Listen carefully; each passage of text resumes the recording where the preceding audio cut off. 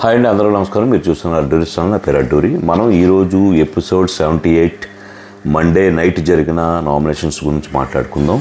ఖచ్చితంగా చెప్తున్నానంటే నా వీడియోస్లో గన్ షాట్ ఏవైతే అన్యాయంగా జరిగిన విషయాలు మాత్రమే నేను డిస్కస్ చేస్తాను. ప్రతిదీ అయితే నేను మాట్లాడను. చాలా సింపుల్ వేలో అయిపోయినాయి, సింపుల్గానే చెప్తాను తప్ప కాంప్లికేట్ చేయను. బట్ అన్యాయంగా ఎవరి మీద నామినేట్ చేసి ఉంటారు, ఎవరి మీద అయితే అన్యాయంగా బిహేవ్ చేసి ఉంటారు, దాన్ని తీసుకొచ్చి సోషల్ మీడియాలో అవ్వచ్చు, రివ్యూవర్స్ అవ్వచ్చు, ఎంత అన్యాయంగా వాళ్ళ గురించి మాట్లాడుతారు అనేది కూడా నేను పాయింట్ రైజ్ చేస్తాను ఖచ్చితంగా నా వీడియోస్లో. అయితే మీకు తెలుసు, బిగ్ బాస్ ప్రోమోస్ కూడా మీరు చూసుంటారు. నిన్న జరిగిన ఓవరాల్ దాంట్లో హైలైట్స్ నేను చెప్పాల్సిన విషయం ఒకటి, రీతూ చౌదరి అండ్ సంజన గారికి సంబంధించిన గొడవల్లో సంజన గారు ఏదైతే కొన్ని మాటలు దొర్లారో ఆ విషయం గురించి అయితే హైలైట్గా చెప్పాలి. నెక్స్ట్ వచ్చేసి భరణి గారు దివ్య గారి విషయంలో ఏవైతే అవాకులు చవాకులు మాట్లాడటం కాదు, ఆమెని ఏదైతే లేని విషయాలని, అనవసరమైన విషయాల్ని ఆయన లేనిది తెచ్చుకొని మరి ఎంతూజియాజం ఎక్కువ చూపించారో దాని గురించి అయితే ఒకటి మాట్లాడాలనుకుంటున్నాను. అలాగే మన ఇమ్ము తనూజాకు సంబంధించి నామినేషన్లో వాళ్ళిద్దరి మధ్య ఒక్క పాయింట్ ఉంది, నాకు నచ్చిన పాయింట్. ఆ ఒక్క పాయింట్ గురించి నేను డిస్కస్ చేస్తాను. అలాగే డిమాండ్ అండ్ కళ్యాణ్కి సంబంధించి గొడవ నిన్న ఏదైతే జరిగిందో సోషల్ మీడియాలో రెడ్ కార్డ్ అంటున్నారు, తర్వాత అవుట్ ఆఫ్ ద ఎలిమినేషన్ అదే హౌస్ నుండి బయటకు పంపించేస్తారంటున్నారు, తర్వాత కళ్యాణ్ డిమాండ్ పవన్ ఏదో తప్పు చేశాడని, లేకపోతే కళ్యాణ్కి రెడ్ కార్డు వచ్చిందని ఇది చాలా చెప్తున్నారు. ఆ విషయంలో నా విశ్లేషణ, నా పాయింట్ ఏదైతే ఉందో చాలా సింపుల్గా కాకుండా కొంత తీసుకుంటాన విషయంలో అది కూడా చెప్పాలనుకుంటున్నాను. ఓవరాల్గా అయితే మాత్రం ఇవి 4 విషయాలు నేను ఈరోజు డిస్కస్ చేస్తాను. అయితే నిన్న బిగ్ బాస్ చెప్పిన విషయం ఏంటంటే 2 రౌండ్లుగా నామినేషన్లు ప్రక్రియ చేశారు. ఫస్ట్ రౌండ్లో వచ్చేసరికి ప్రైవేట్ నామినేషన్, వీళ్ళు వెళ్ళి బ్యాలెట్ బాక్స్లో నామినేట్ చేయాలి విత్ రీజన్. అయితే ఇందులో పెద్దగా చెప్పుకోవాల్సిన విషయాలు ఏమీ లేవు కానండి, అది చాలా సింపుల్గా ఎవరికి నామినేట్ చేశారు. సెకండ్ రౌండే ఫైరీ, నిజంగా అది ఫైరీ రౌండే. అందులో కొన్ని తప్పులు దొరలాయి, ఎవరి అనేది నేను చెప్పడానికి ప్రయత్నం చేస్తాను. ఫస్ట్ రౌండ్లో సరికి ఎమాన్యుల్ ఫస్ట్ అవకాశం తీసుకుని ఎమాన్యుల్ డేమాన్ పవన్ చేశాడు. సింపుల్, డేమాన్ పవన్ చేయడానికి రీజన్ ఏంటంటే చాలా సింపుల్గా ఆయన కెప్టెన్సీ కంటెండర్షిప్ అక్కడ ఇచ్చేశాడు, రీతూ చౌదరికి ఇచ్చేశాడు అనేది ఆయన వాదన. అదైతే మాత్రం వ్యాలిడ్గా అనిపించింది, చాలా వ్యాలిడ్గా అనిపించింది. రీతూ చౌదరి కోసమే ఆయన గేమ్ వదిలేశాడు. ఎందుకంటే రీతూ చౌదరిను సుమన్ శెట్టి ఉన్నట్లయితే ఖచ్చితంగా వాళ్ళిద్దరిలో రీతూ చౌదరి గెలిచేస్తుంది, చాలా ఈజీగా కాంపిటేటర్గా ఉన్న సుమన్ శెట్టి మీద చాలా ఈజీగా గెలిచేస్తుంది అనేది ఆయన ఉద్దేశం. అందుకనే చాలా నవ్వుతూ ఆయన దాన్ని గివప్ ఇచ్చాడు అనేది మన ఎమాన్యుల్ ప్రైవేట్ నామినేషన్ చేశాడు. తర్వాత కళ్యాణ్ వచ్చేసి సుమన్ శెట్టిని నామినేట్ చేశాడు.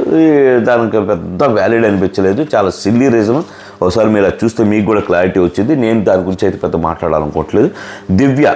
దివ్య భరణి గారిని నామినేట్ చేసింది, స్టాండ్ తీసుకోలేదు, చాలా విషయాల్లో ఆయన స్టాండ్ తీసుకోలేదు, నాకు ఎప్పుడు కూడా ఆయన హెల్ప్ చేయలేదు, ఇలాంటి విషయాల మీద ఆమె చేసింది. అయితే ఆ అమ్మాయి చేసిన దాంట్లో కొంత నిజం లేకపోలేదు. ఖచ్చితంగా ఈయన తనూజాకి తీసుకున్నంత స్టాండ్ అయితే ఈ అమ్మాయికి తీసుకోలేదు. ఎందుకంటే మిగతా వాళ్ళందరూ ఏమన్నా నెగిటివ్గా అనుకుంటారేమో, లేదంటే ఎందుకనో ఈయన తనూజాతో ఉన్నప్పుడు మిగతా వాళ్ళు ఏం ఫీల్ అవ్వరు, కాలు పట్టుకున్నా ఫీల్ అవ్వరు, ఆమెను ఎత్తుకున్నా ఫీల్ అవ్వరు, ఆమె వచ్చి ఈయన భుజం మీద తలబెట్టిన ఫీల్ అవ్వరు, హక్ చేసుకున్న ఫీల్ అవ్వరు, ఎవరు ఏం ఫీల్ అవ్వరు. తనూజ ఈయనతో ఫిజికల్గా ఎలా ఉన్నా, ఒక ఫాదర్గా, నేను చెప్పేది ఒక ఫాదర్గా ఫిజికల్గా ఎలా ఉన్నా ఎవరేమనుకోరు. బట్ మాటామంతి దగ్గర మన ఎవరైతే దివ్యతో ఉంటే మాత్రం అందరూ అనుకుంటారు అనేది ఈయనకు ఒక భావన లోపల ఉండిపోయింది. బయట నుండి వచ్చాక అది ఇంకా ఎక్కువ ఉందని చెప్పాలి. సో ఆ విషయంలో దివ్య చేసింది నాకు న్యాయం చేయట్లేదు అనేది ఓకే, వ్యాలిడ్. తర్వాత సంజన గారు కూడా భరణి గారిని నామినేట్ చేసింది. అలాగే సుమన్ వచ్చేసి సంజన గారిని నామినేట్ చేశాడు. అంటే ఏదైతే ఇరిటేషన్ తెప్పిస్తుందో ప్రతి చోట ఆయన్ని డార్లింగ్ సుమన్ అనడం, ఎందుకు ఆయన తీసుకోలేకపోతున్నాడు. ఆయన డార్లింగ్ సుమన్ అనడం ఇలాంటి విషయాలు ఆయనకు నచ్చట్లేదు. అలా అనడం నాకు నచ్చడు, ఇరిటేషన్గా ఫీల్ అవుతాడు. కొంతమందికి నచ్చవాయి. సో సుమన్ శెట్టి గారు ఆమె దగ్గర నుండి నచ్చట్లేదు ఆయనకి, అది ఆ విషయం మీద నామినేట్ చేశాడు. తర్వాత డేమాన్ పవన్ కళ్యాణ్ని చేశాడు. ఎందుకంటే ఆయన విషయంలో స్టాండ్ తీసుకోలేదు, తనూజకి సపోర్ట్ చేస్తున్నాడు అన్న విషయంలో. భరణి గారు తనూజని చేశాడు. ఎందుకంటే మొన్న కూడా నా పేరు తీసుకొచ్చింది మధ్యలో, ఎందుకు తీసుకొచ్చిందో నాకు అర్థం కావట్లేదు, ఎన్నిసార్లు చెప్పినా వినట్లేదు అనేది భరణి గారి రీజన్. అలాగే తనూజ డిమాండ్ పవన్ని చేసింది ఏంటంటే రీతు చౌదరి మీద పెద్ద గట్టిగా అరుస్తున్నాడు, అందుకని నేను నామినేట్ చేస్తానంది, నాకు నచ్చింది. ఖచ్చితంగా ఈ పాయింట్ అయితే తనూజ చెప్పిన డిమాండ్ పవన్ మీద ఏదైతే పాయింట్ ఉందో నాకు వ్యాలిడ్ అనిపించింది. ఇది ఫస్ట్ రౌండ్ అండి. మొత్తం కలిపి డిమాండ్కి 2, భరణి గారికి 2 ఓట్లు పడి, ఇంకా సుమన్ శెట్టికి 1, సంజన గారికి 1, కళ్యాణ్కి 1, తనూజకి 1, డిమాండ్ పవన్కి 1 పడింది. ఇది first round. Second round start అయిందండి. సెకండ్ రౌండ్ ఏంటి, వీళ్ళ ఫోటో ఇలా ఉన్న ఫోటోని తీసుకెళ్ళి అక్కడ ఉన్న ఫైర్లో పడేయాలి, నామినేట్ చేసి వాళ్ళ రీజన్ చెప్పాలి. ఇది యాక్చువల్గా ఇది స్టార్ట్ చేసింది భరణి గారితో. సో నేను భరణి గారి ఏదైతే చెప్పారో దాంతో స్టార్ట్ చేస్తా.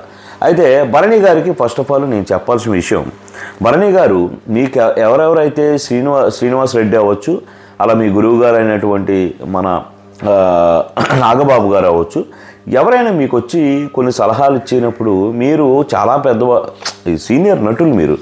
నాకు ఇప్పుడేమనిపించింది అంటే మిమ్మల్ని చూశాక, నేను నామినేషన్లో మీ బాడీ లాంగ్వేజ్, మీ వాయిస్ మాడ్యులేషన్లు ఇవన్నీ చూశాక మీకు సీనియారిటీ ఉండే సరిపోదు, మెచ్యూరిటీ లెవెల్స్ కూడా ఉండాలనేది నాకు అర్థమైంది. అంటే మెచ్యూరిటీ లెవెల్స్ అని ఎందుకనంటే, నేను నిజంగా మీరు అన్మెచ్యూర్డ్గా బిహేవ్ చేశారు, మీకు అంత అవగాహన లేకుండా మాట్లాడారు అనేది నా బాధ.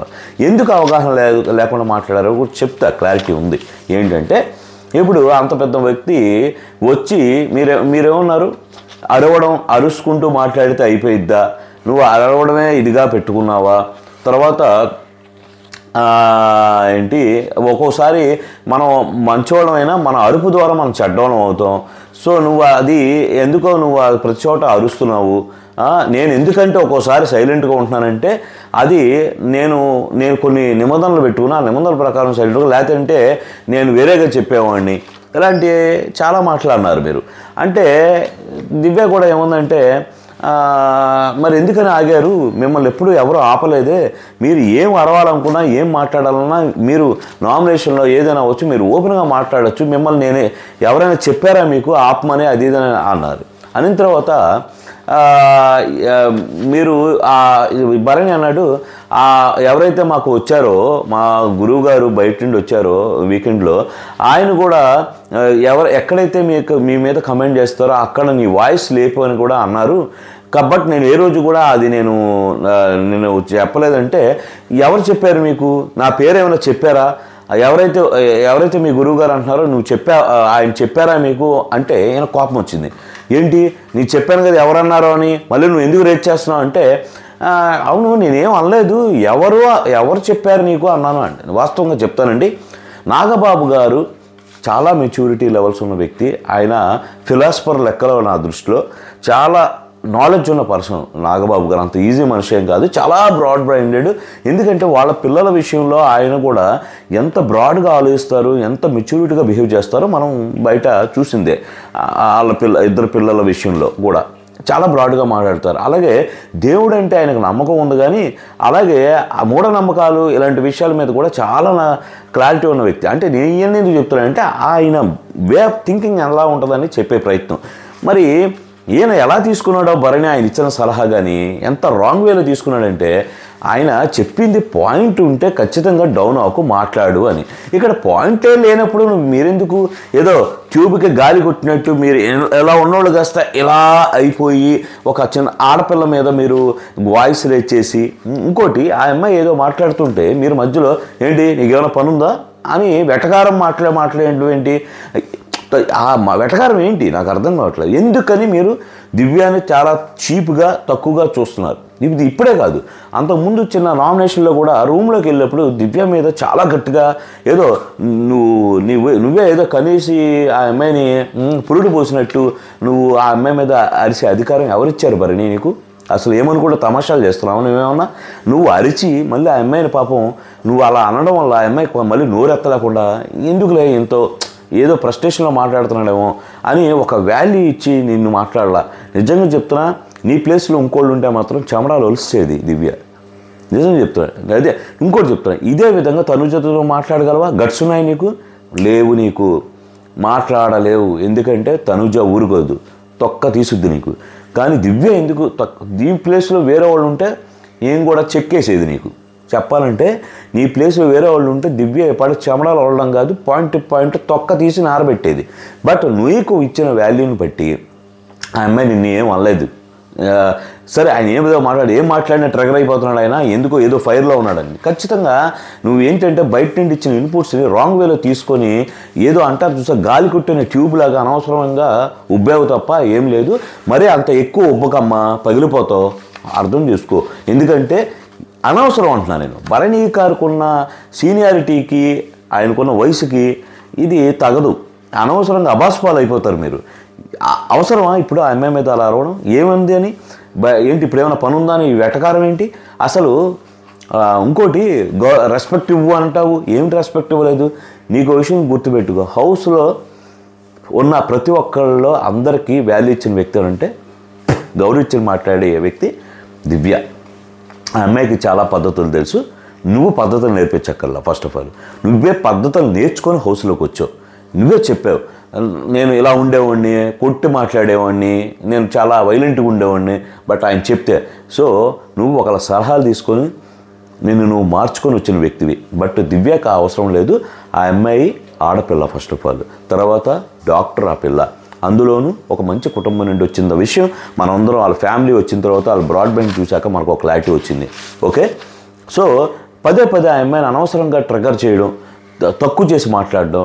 ఆ అమ్మాయి అందుకే అంది, ఇంతమంది నేషనల్ ప్లాట్ఫామ్ మీద నేను ఈ రెస్పెక్ట్ ఇవ్వట్లేదు అనేది తప్పండి, లేని విషయాన్ని మీరు నన్ను అనొద్దు అని చెప్పి ఆ అమ్మాయి రిక్వెస్ట్ చేసింది. అయినా సరే మనోడు వేలు చూపించద్దు అంటాడు. వేలు ఎక్కడ చూపించిందా బాబు? ఇలాగే అంది, వేలు ఎక్కడ చూపించానే బాబు అంటే, అయ్యా బాబు అనకు, రెస్పెక్ట్ ఇయ్యి అంటాడు. ఏం మాట్లాడుతున్నావు భరణి? అసలు నీకు పిచ్చి వెర్రి ఎక్కువైందా ఏంటి? నాకు అర్థం కావట్లా. అరే అంత తప్పులు జరిగాయి, గేమ్స్లో తప్పులు జరిగాయి, లేకపోతే బిహేవియర్లో కొన్ని ప్రాబ్లమ్స్ ఉన్నాయి, వాటి గురించి మాట్లాడాల్సింది పోయి నువ్వు వేరే వాళ్ళ గురించి. సేఫ్గా ఆ అమ్మాయి దొరికింది కదా అని చెప్పి నామినేషన్లో పెట్టావు. లాస్ట్ వీక్ పెట్టావు కదా నామినేషన్లో, మళ్ళీ నామినేషన్లో ఏ రీజన్తో పెడతావు? ఇప్పుడు నేనైతే నీ ప్లేస్లో ఉంటే ఏం చేసేవాడిని అంటే, అయిపోయింది ఏదో అయిపోయింది, మొత్తం సెటిల్డ్ అయిపోయారు, ఆల్రెడీ నువ్వు లైవ్లో కూడా చూసుకున్నావు, వాళ్ళిద్దరూ హక్ చేసుకున్నారు వంటగది దగ్గర కూడా. సరే అమ్మా నీ అమ్మ వీళ్ళకి గొడవ వదిలిపోయింది రా, వీళ్ళిద్దరూ కలిసి సరే మనం ఆడుకుందాం అని చెప్పి నేను ఈరోజు వాళ్ళిద్దరు నామినేషన్లో తీసుకొచ్చే ప్రయత్నం అయితే చేయను, ఒక వార్నింగ్ ఇచ్చేవాడిని నామినేషన్లో. మీ ఇద్దరు అయితే మిమ్మల్ని ఇద్దరు ఉన్నారు కానీ నేను చేయదలుచుకోవట్లేదు, నేను నమ్ముతున్నాను మీ ఇద్దరు మామూలుగా ఇక్కడ మీ గేమ్లు మీరు ఆడతారని చెప్పి ఒక స్టేట్మెంట్ ఇచ్చి నేను మిగతా నామినేషన్లు చేసేవాడిని, ఇక్కడ నువ్వు చేసింది సేఫ్ నామినేషన్ అని చెప్తాను.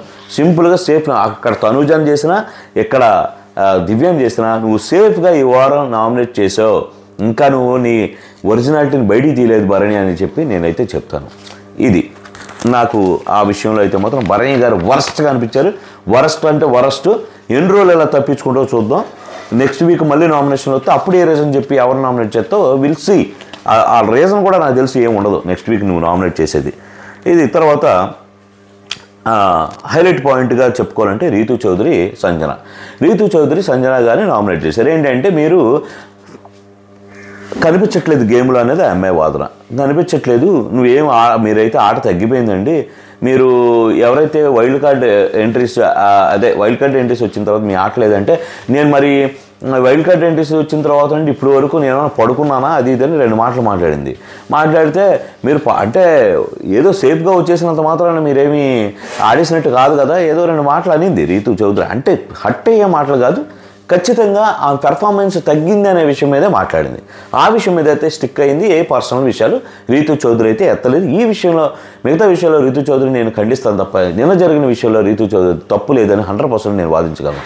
అయితే ఇక్కడ ఏమైందంటే సంజన గారికి కట్టలు తెంచుకున్నాయి. ఏం వాదించాలో తెలియలే, ఏదో ఒక పాయింట్ పెట్టి రీతూ చౌదరి హట్ చేయాలి. టక్మని ఏం మాట మాట్లాడింది. అందుకే నైట్ పూట వెళ్ళి నిర్మాణ భవన్ పక్కన కూర్చుంటావు, అతుక్కుని కూర్చుంటావు, నైట్ పూట కూర్చుంటావు వెళ్ళానండి. ఎంత పెద్ద స్టేట్మెంటు, చాలా తప్పు. అయితే అనగానే రీతూ చౌదరి కానీ మిగతా వాళ్ళు కానీ ఊరుకోలేదు. ఎమాన్యుల్ అయితే చాలా సీరియస్గా మమ్మీ నువ్వు తప్పు మాట్లాడుతున్నావు, ఓట్స్ బ్యాక్ తీసుకొని, అటు తనూజ కానీ ఇటు ఎవరు మన దివ్య కానీ వీళ్ళందరూ అయితే గట్టిగా వారించారని చెప్పాలి. తప్పు మాట్లాడుతున్నారు మీరు సంజన గారు, తప్పు ఆ మాట మాట్లాడకూడదు అంటే నాకు ఇక్కడ మాత్రం రీతు చౌదరి వైపు స్టాండ్ తీసుకోవాలనిపించింది ఖచ్చితంగా. నేనేమంటానంటే వాళ్ళు ఇన్ని వందల కెమెరాల మధ్యలో ఏ రోజు కూడా వర్స్ట్ కేసులో అయితే బిహేవ్ చేయలేదండి. వాళ్ళిద్దరి మధ్య ఏదో నడుస్తుంది. దీనికి ముందు ఒకటి డిస్కషన్ జరిగింది నామినేషన్ ముందు లైవ్లోనో ఇందులో కూడా చూపించారు, దీంట్లో కూడా ఎపిసోడ్లో చూపించారు, లైవ్లో కూడా చూసా. ఏముంటుందంటే నేను ముగ్గురు కూర్చుంటారు, రీతు చౌదరి, సంజనను మన అమ్మాయి తనుజ కూర్చొని మాట్లాడుకుని ఏదో సరదాగా మాట్లాడుకుంటే రీతు చౌదరి డేమన్ పవన్ కూడా పక్కన ఉంటారు, మాట్లాడుకుని సరదాగా వెళ్ళిపోతారు. వాళ్ళిద్దరు వెళ్ళిపోయిన తర్వాత సంజన గారు తనుజతో అంటారు, వీళ్ళిద్దరు ఏమంటావు, వీళ్ళిద్దరు లవర్సా ఫ్రెండ్సా? ఫ్రెండ్స్ అయితే కాదు, మరి లవర్స్ అంటావా అంటే లవర్స్ కూడా కాదు అని అంటారు తనుజ. లవర్స్ కూడా కాదు, వాళ్ళది ఒక బాండింగ్ అంతే అంటే, లేదు తనుజ, ఇదేంటో అర్థం కావట్లేదు, అయినా లవర్స్ కానప్పుడు ఎందుకు ఇంత ఇదిగా ఉండాలి అంటే తనుజ ఒక మాట అంటది, ఇప్పుడు వాళ్ళిద్దరికి లేని ప్రాబ్లం మనకెందుకండి, వాళ్ళకి ఇద్దరికి ఒక అండర్స్టాండింగ్ అయితే ఉంది, ఒక క్లారిటీ ఉంది, అలాంటప్పుడు మనం మాట్లాడుకోవడం దండగా అంటది. దెబ్బకు నోరు మూసుకుంటుంది సంజన. అది తీసుకొని వచ్చి నామినేషన్లో ఎందుకు తీసుకొచ్చిందో నాకు అర్థం కావట్లేదు. అసలు ఆ బాధ ఏంటి నువ్వు ఇంత హీరోయిన్గా ఇంత ఎస్టాబ్లిష్ ఎన్ని సినిమాలు చేసావు, తర్వాత నువ్వు ఇంత హైఫైలో పెరిగి వచ్చిన దానివి, సిటీ కల్చర్ తెలిసిన దానివి, ఇంత కల్చర్ తెలిసిన దానివి నువ్వు రీతు చౌదరి గురించి అంత వర్స్ట్ కామెంట్ చేస్తావని అయితే నేను ఎక్స్పెక్ట్ చేయలేదు నీ నుంచి. ఎందుకంటే ఇప్పుడు పల్లెటూరులో ఇదైన వాళ్ళకి ఏమి తప్పుగా అనిపిస్తాయి ఒక్కోసారి. అరే నీకేమైందమ్మా, ఇంకోటి ఆ అమ్మాయి నీతో పాటు అంత తప్పులు చేసేటైతే పాటు ఓట్లు వేసేవాళ్ళు కాదు కదా, ఓట్లేసి తొక్కు పెట్టి నార తీసేవాళ్ళు ఓట్లేసి జనాలు, మరి ఎంతవరకు లాక్కొచ్చారు? ఆ అమ్మాయి గేమ్ పరంగా తప్పులు చేసింది కానీ క్యారెక్టర్ పరంగా ఆ అమ్మాయి ఎక్కడైతే తప్పు చేయలేదనేది నేను చెప్తాను. ఈ హౌస్ వరకు అయితే నేను చెప్తాను, పర్సనల్గా నాకు సంబంధం లేదు. ఇందువరకు అయితే మాత్రం డేమాన్ పవన్ కూడా తన పరిధుల్లో తను ఉన్నాడు, ఖచ్చితంగా పొసెసివ్గా ఫీల్ అవుతాడు తప్ప రీతు చౌదరి విషయంలో ఖచ్చితంగా కొన్ని లిమిటేషన్స్ అయితే అమ్మాయి విషయంలో ఫాలో అయ్యాడని చెప్తాను. రీతు చౌదరి కూడా ఉంది,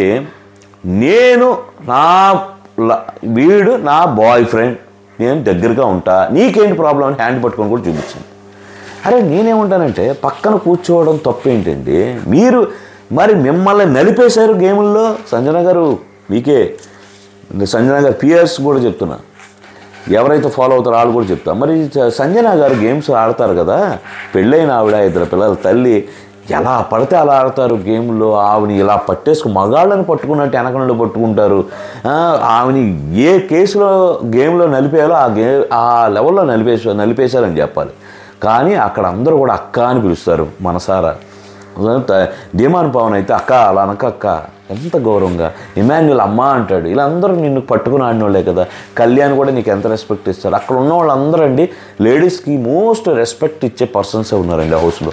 నేను ఆ విషయంలో అయితే బల్లగురి చెప్తాను, ఎంత బాగా రెస్పెక్ట్ ఇస్తారంటే ఎక్కడ కూడా చిన్న మిస్టేక్. ఇంకోటి, అన్ని సీజన్లో కల్లా ఈ సీజన్లో లవర్స్ తక్కువ ఉన్న సీజన్ ఇది.